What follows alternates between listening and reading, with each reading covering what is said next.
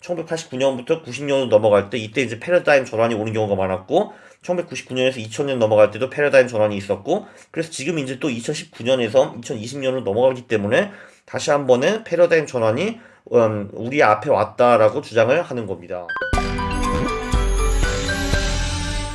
네, 안녕하십니까. 강원국입니다. 제가 지난 시간에 레이 달리오가 2020년부터 29년 경제에 대해, 투자에 대해 예언을 했대. 우오! 하면서 제가 이제 예언을 풀지 않고 과거 100년 동안에 무슨 일이 있었나 그런 것만 나불거렸습니다. 그래서 굉장히 허탈감을 느끼셨을 수도 있는데요. 자, 이제 대망의 예언 이번에 풀겠습니다. 이번에 핫한이죠. 그리고 한국에서 이걸 적용을 할 수가 있는가? 그리고 어떤 포트폴리오를 구성해야 되는가? 이것도 같이 배워보겠습니다. 요약을 하면요. 레이 달리오는 지난번에 경제와 투자 패러다임은 10년에 한 번씩 바뀐다라고 했습니다. 근데 대부분 투자자들은 과거 패러다임이 계속될 것을 믿는다. 그래서 투자 전략을 완전히 잘못 짜고 패러다임이 바뀌면은 왜 그렇지? 흑흑 운다라고 했습니다. 가장 중요한 거는 이 패러다임이 시작할 때 지금 valuation 그러니까 한마디로 주식이 퍼나 PBR가 높은가 낮은가 이게 중요하고 채권은 기대 수익률이 높은가 낮은가 이게 가장 중요한 것 같고요. 그리고 이 패러다임이 형성하는 데는 그 중앙은행의 통화 정책이 가장 큰 영향을 미친다라고 했습니다. 그래서 이번에는 2020년부터 29년 예언을 풀어보겠습니다. 자, 일단 스톱. 대예언 시작하기 전에 2019년 우리의 지금 상황은 어떤가?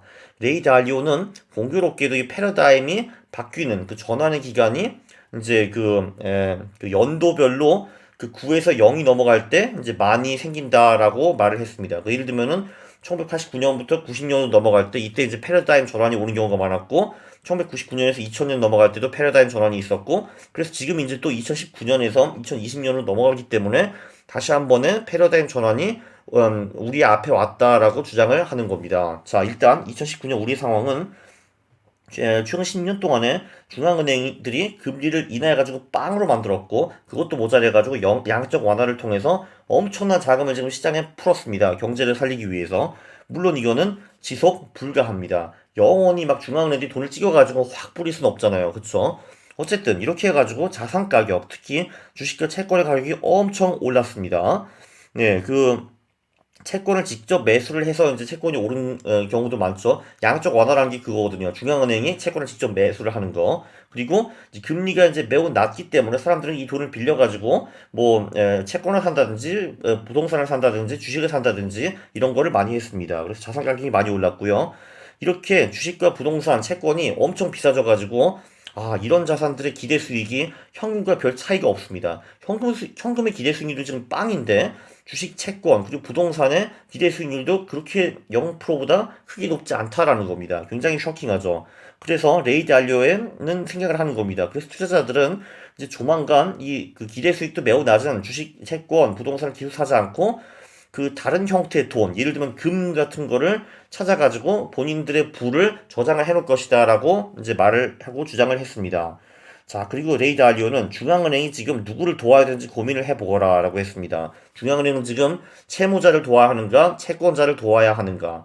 당연히 레이 달리오는 지금 중앙은행은 채무자 편이라고 합니다. 왜냐하면 이 세상에는 지금 특히 선진국에는 부채가 너무너무 많습니다. 국가 부채도 있고 개인 부채도 있고 기업 부채도 있는데 그것뿐만 아니라 기업들의 그 연금 부채도 있습니다. 왜냐면은 리타이어 하는 사람들한테 연금을 줘야 되거든요. 그리고 이제 노인들이 엄청 많아져가지고 이제 헬스케어 부채, 그러니까 건강보험 부채 이런 것도 어마어마합니다. 지금 선진국에는. 그래서 중앙은행은 채무자의 부담을 낮춰줄 수밖에 없다라는 거를 이제 말을 하는 거고요. 근데 그렇기 때문에 금리 인하 양적 완화를 신나게 했는데 10년 동안 이거 하니까 이거는 지속 불가기 때문에 이제 뭐 딴 거를 해야 된다 이겁니다. 그래서 레이 달리오는 아마도 중앙은행들이 이제 통화를 평가절하라고, 그 달러와 유로와 이런 거에 그 평가를 떨어뜨리고, 그리고 중앙은행이 국가의 거대한 재정 적자를 이제 현금 지원해준다, 모네타이제이션을 해준다라고 예측을 하고 있습니다. 그러니까 한마디로 지금까지는 중앙은행은 금리를 낮췄고, 채권 같은 걸 사가지고 자산시장에 돈을 막 풀었는데, 그것뿐만 아니라 정부한테 다이렉트하게 돈을 줘가지고 정부가 그걸 가지고 복지 사업이나 사회 뭐 인프라 사업 이런 거를 할 수 있도록 도와준다라는 겁니다. 그리고 또 이런 거는 필연적으로 인플레이션으로 연결이 되는 거죠. 참고로 채권자를 지원하는 방법은 금리 인상이 있는데 지금 중앙은행이 별로 그런 거를 생각하고 있는 것 같지는 않습니다. 네, 그리고 이제 2010년대 저금리 때문에 자산 가격이 너무 올라가지고 지금 부자는 더 부자가 되었고 빈자들은 막 울고 있죠. 나 부동산 없어 빼 하면서 네, 빈부격차가 커졌고 그렇기 때문에 반자본주의 세력이 점점 더 커집니다. 2020년대에는 어쩔 수 없이 국가가 이제 빈자 정책, 그러니까 그 부자를 도와주는 정책보다는 빈자를 도와주는 정책을 더 많이 쓸 수밖에 없다라는 게 레이 달리오의 말이고요. 그리고 2010년대에는 자동화, 글로벌화, 감세 같은 결로 노동 비용이 많이 감소를 하고 그리고 기업 수익 마진은 엄청나게 늘었는데 이것도 지속 불가합니다. 이거를 영원히 지탱할 수는 없겠죠. 그리고 물론 여기서도 2010년대에 기업 이익의 증가는 자본가들이 다 먹었고 노동자 불만이 극대화가 되었습니다. 그 밑에 보시면은 미국 기업의 이익 마진은 1940년대부터 2000년대까지 전반적으로 떨어졌는데 2000년부터 2020년까지 확 올라간 걸 보실 수가 있고요. 글로벌 글로벌화 자동화 이런 것 때문에 그리고 그 매출 대비 직원의 급여 비율이 1940년부터 한 2000년까지 꾸준히 올라갔죠. 한 76%까지. 그 후부터 확 떨어진 거를 보실 수가 있습니다. 한 68% 정도로요. 그러면 2000년부터 2020년대에는 이제 자본가들이 많은 거를 먹었죠. 네, 그래서 이제 예언이 시작이 됩니다. 예언 1. 중앙은행들이 불경기 시, 그러니까 지금 이제 세계 경제가 좀 둔화되는 것을 볼 수가 있잖아요. 다음 불경기 시에는 경기 부양을 하기가 매우 어려울 것이다. 왜냐하면 금리는 벌써 0이고, 그리고 이제 그 양적 완화를 계속하기도 좀 어렵고, 그리고 양적 완화를 해도 이제 더 이상 큰 영향을 미칠 수가 없다라는 겁니다. 왜냐하면은 그 채권을 계속 사고 그렇게 한다 하더라도 그 채권이 투자자들한테 점점 매력을 잃거든요. 채권의 금리도 막 떨어지기 때문에. 네, 그리고 예언 2는 그 미국 또 선진국들이 갚아야 될 부채가 엄청 많은데 이거를 자산으로 충당하기 어렵다. 왜냐하면 자산들은 이제 엄청나게 비싸져 있고 거기서 나오는 수익률은 매우 낮고 그리고 이제 더 이상 투자자들이 이 수익이 매우 낮은 그 채권이나 뭐 주식이나 부동산 이런 거를 사가지고 이 가격을 계속 올려주기는 쉽지 않을 거다라는 겁니다. 지금도 13조 달러의 돈이 그 금리가 0%보다 더 낮은 그런 부채 또는 국채 이런 데 지금 묶여 있습니다. 그러니까 지금까지는 그 국채들이 그래도 가격이 계속 올라가지고 사람들이 사줬는데 언제까지 사람들이 이거 사주냐 이제 이런 얘기입니다. 그리고 이제 이 부채를 특히 채권 같은 거를 이제 우리 이런 거 원하지 않는데 라고 채권자들이 받쳐주지 않으면은 빅 스퀴즈가 온다라고 합니다. 그러니까 부채는 갚아야 되는데 갚을 돈은 없는 이제 그런 때가 온다라는 거고요. 그럼 어쩔 수 없이 중앙은행은 이제 재정 적자를 화폐화 해가지고 이제 돈을 찍어가지고 국가 부양책을 이제 도와준다든지 아니면은 통화를 평가 절하한다든지 아니면 세금을 인상한다든지 이제 이런 식으로 나와야 될 거라는 겁니다. 그럼 당연히 이제 부자들이 싫어하겠죠. 그렇기 때문에 자본과 노동자 배틀이 올 수 있다라고 하는 겁니다. 그리고 채권자들의 실질 수익이 마이너스일 것이다. 왜냐하면 당연히 통화가 평가 절하가 되고 그리고 그 중앙은행이 막 돈을 찍어가지고 국가 인프라 사업을 도와주고 하면 인플레이션이 생기고 하면은 채권한테 그게 정말 매우 안 좋겠죠. 이게 이제 현실적 부자세가 될 수 있다라는 겁니다. 예언 3은 지금은 투자자들이 2010년대에 특히 주식이 왕창 올라가지고 뭐 주식, 부동산, PVC 이런 것들이 좋은 투자라고 여기는데 지금 주식, 부동산, PVC 모두 엄청나게 비쌉니다. 그래서 기대 수익이 매우 낮은 편이고요. 심지어 낮은 정도가 어느 정도냐 하면은 현금도 지금 기대 수익이 빵인데 그거보다 별로 높지도 않다라고 합니다. 네, 그래서 우리는 무엇을 해야 하는가? 돈 가치가 떨어지고 국내 국제 분쟁이 더 심해지면은 좋은 자산이 무엇인가? 금이다. 얘들아, 금을 사거라 라고 레이 달리오가 말을 했습니다. 투자 이연 이거 지금 한 30분 정도 떠든 것 같은데 네, 결론은 금의 비중을 올리거라 얘들아. 채권, 주식 전부 다 X가 된다. 호호! 이런 내용이었습니다. 자, 이거를 한국에 적용을 할 수가 있을까요? 한국은 제가 보기에는 상황이 완전 다른 것 같습니다. 자, 그 중앙은행을 보면은 아직은 지금 금리가 1.5%인가 1.75%인가 뭐 그러잖아요. 그러니까 아직은 중앙은행이 금리를 좀 더 낮춰가지고 통화 정책을 쓸 수 있는 영향이 한국은 아직 남아있고 한국은 양적 완화 이런 거 해본 적이 없습니다. 이런 수단도 아직 남아있는 것 같고요. 물론 한국의 채권 기대 수익이 이렇게 아름답지는 않지만 그래도 선진국보다는 좀 나은 것 같습니다. 그리고 지금 선진국은 부채가 막 넘쳐 흐르는데 한국의 부채 상황이 그렇게 심각한가? 저는 아니라고 봅니다. 왜냐하면 한국은 아직 연금 부채가 별로 없어요. 오히려 그 국민연금이 자산을 아직 가지고 있습니다. 그래서 아직은 뭐 연금 부채가 크게 생기지 않았고요. 그리고 뭐 지금 그 뭐야 건강보험 문제가 그렇게 한국이 심각한가요? 저는 아직 잘 모르겠고 그리고 국가랑 기업 부채 수준도 상당히 양호한 편이고 가계 부채가 좀 심각한 것 같은데 이게 뭐 지금 선진국보다 더 심각한가 그건 잘 모르겠습니다. 전반적으로 보면은 한국의 부채 상황이 미국이나 선진국보다는 제가 보기엔 양호한 것 같고요.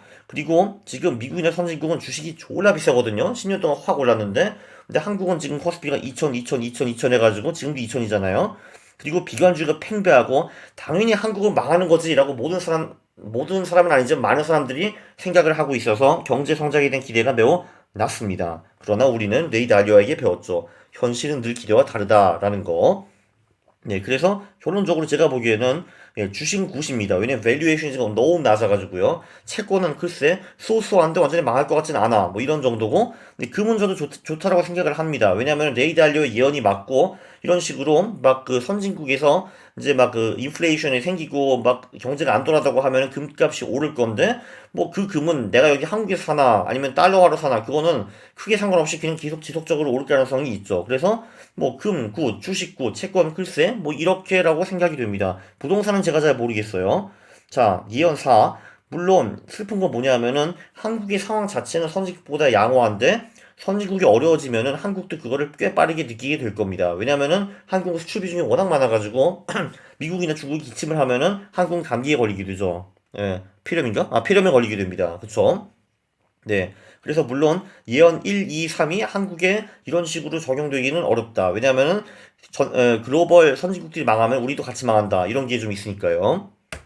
자, 포트폴리오는 어떻게 짜야 되는가? 달리오는 두 가지 방법을 제시를 합니다. 첫 번째 방법, 패러다임이 어떻게 바뀌지 상관없는 포트폴리오를 짜라. 이게 무슨 말이냐 하면은 패러다임이 어떻게 바뀌어도 성공하는 자산은 지금까지는 늘 있었습니다. 그 바로 밑에 또 1920년대부터 2010년대까지 보시면은 물론 그 뭐 주식이 늘 잘 된 건 아니고 채권도 늘 잘 된 건 아니고 원자재도 마찬가지인데 근데 확실한 거는 어떤 때도 뭔가 되는 거는 분명히 있었습니다. 자, 그럼 우리가 예를 들면은 뭐 주식, 채권, 뭐 금, 은, 원자재 이런 거를 그냥 다 사놓고 기다리고 있으면 어떨까? 그러면은 패러다임이 어떻게 바뀌어도 나는 일정 자산에서는 분명히 돈을 벌 수 있어가지고 크게 망하진 않겠지. 이제 뭐 대충 이런 얘기입니다.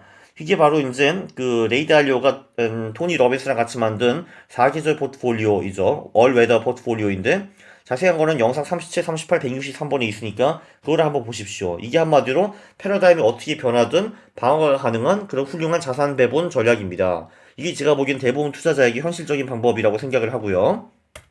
나리오 방법 2는 전술적, 택티컬하게 자산 비중을 조정을 하라라고 했는데 구체적으로 어떻게 하라는지는 안 밝혔습니다. 뭐 제가 보기에는 위에 있는 자산, 뭐 주식, 원자재, 뭐 금, 뭐 채권 이런 거를 다 그냥 집어넣고 듀얼 모멘텀을 돌리는 것은 어떨까? 한마디로 최근 1년 동안에 가장 잘 나가는 그 가장 많이 오른 그런 자산에 투자를 하는 겁니다. 이게 제가 보기엔 쌈박한 아이디어가 아닌가 싶고요. 영상 22번, 23번에 어떻게 하는가 나와 있고 그리고 이거를 좀 업데이트한 종합 듀얼 모멘텀이라는 전략이 있는데 이게 제가 보기에는 굉장히 괜찮아 보여요. 그 영상 148번을 보시면은 괜찮을 것 같습니다. 물론 따라하기가 좀 귀찮다. 매월 내 5개, 6개 자산이 어떻게 움직이나 그거를 확인을 해야 되는데 좀 짜증나기는 한데 그 좀 더 액션이 필요하시고 좀 더 높은 수익을 원한다 하면은 이런 종합 듀얼 모멘텀을 쓰는 방법도 제가 추천을 해 드립니다. 요약을 하면은 미국과 선진국 레이 달리오는 얘네들의 그 미래가 매우 더럽게 암울하다라고 합니다. 정말 미국과 선진국에 있는 하우스 오브 데트 부채집이 무너집니까? 그럼 다음 불경기에 정말 막 통화 평가 절하를 하고 그리고 중앙은행이 돈을 찍어내가지고 재정 적자를 파이낸싱하고 이런 게 정말 생길까요? 정말 암울하네요. 생각을 해보니까. 그러면은 선진 주식, 채권 다 쉐시고 금 투자를 해야 된다고? 그리고 금 투자를 하면은 그거와 비슷한 비트코인 투자도 좋은 거 아닐까라고 제가 잠깐 생각을 해봤습니다. 그런데 한국은 좀 덜 암울해 보입니다. 금리와 부채 부분에서는 확실히 선진국보다 더 여유가 있고요. 주식도 지금 엄청 싼 편입니다. 그래서 한국 경제는 기대가 자체가 없어요. 그쵸? 근데 역시 해외 변수가 중요하죠. 아무리 한국의 펀더멘털이 좋다 하더라도 미국이 망했네, 중국도 망했네, 유럽도 망했네, 하하하 하면은 같이 망할 가능성이 늘 존재합니다. 그건 조심해야 되겠죠.